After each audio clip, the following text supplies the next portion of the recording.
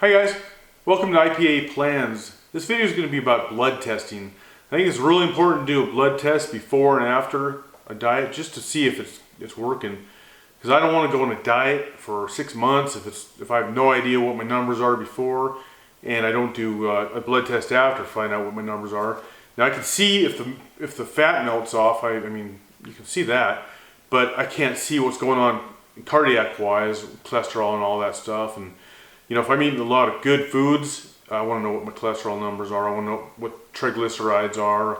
I want to know, you know, all the cardiac issues. I want to know every number, sodium, even sodium, potassium, everything. I want to know all the numbers. So, and the reason I tout blood tests is because it really worked for me in the past. I'll get on to that. I took a male panel test in September 2017, and that's 65 tests rolled into one. So it's a big picture of what's going on.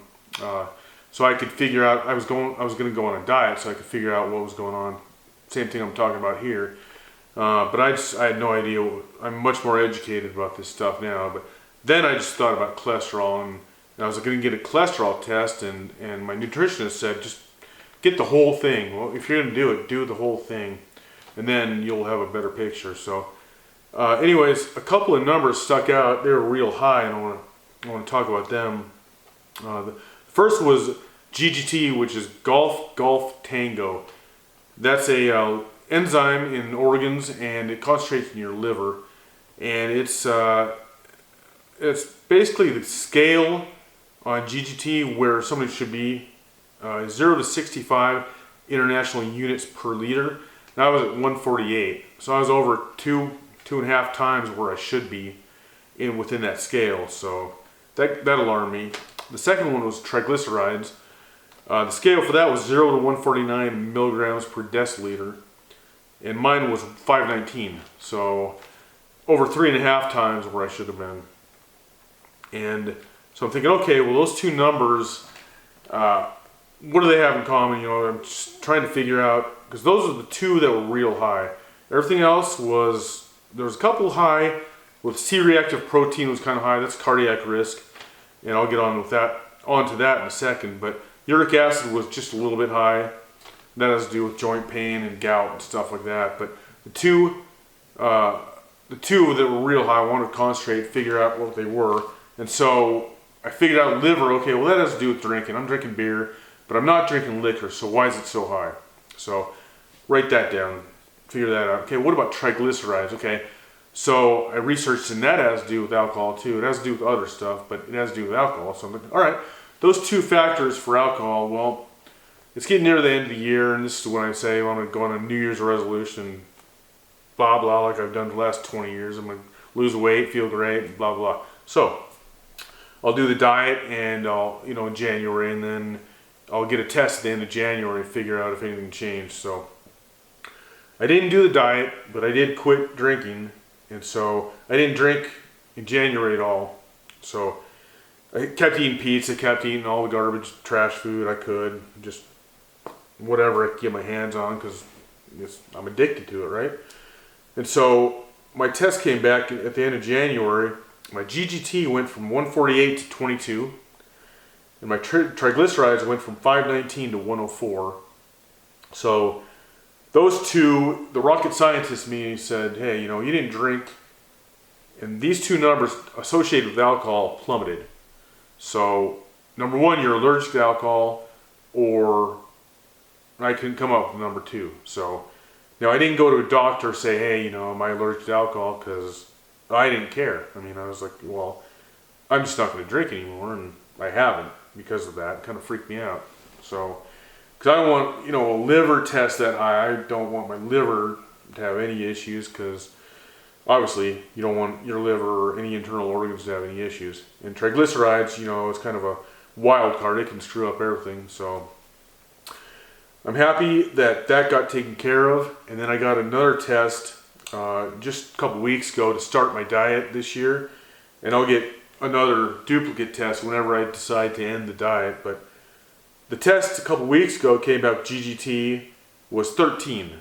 So it went from 148 to 22 to 13. So now I'm perfect. I'm not even worried about it. My liver All my other liver markers are fine. Every other marker was fine for cardiac, except for C-reactive protein, and that's just a little bit high. But the triglycerides came back, and they're at 64. So 519 to 104 to 64.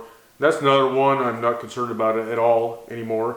And if I would have done any of these tests, I'd have no idea what was going on. So I could lose all the weight, get thin. I've done it before several times. I just go back to eating my same old way, but but I wouldn't know what was going on. So with these tests, I know exactly what's going on. And the only other one I've been mentioning is C-reactive protein. That went from 3.75 on a scale of 0 to 3 milligrams per liter. So I wasn't that concerned about it. It's a little elevated. And then just a couple weeks ago, it was 4.93, so it's a little more elevated. So that is cardiac risk, and it's the only cardiac risk I have according to my blood test. So I want to get it under control. And I know there's several things I can do for that, and that's just simple things like increasing vitamin C and magnesium, magnesium up to the upper limit, increasing vitamin C by 1,000 milligrams a day, adding full-fat milk to the diet. I can make yogurt in my pressure cooker thing for to add probiotics, and that'll help with my gut. It's all kind of tore up. Cut carbs, eat broccoli. I've read that can reduce C-reactive protein significantly, so I'm gonna try that.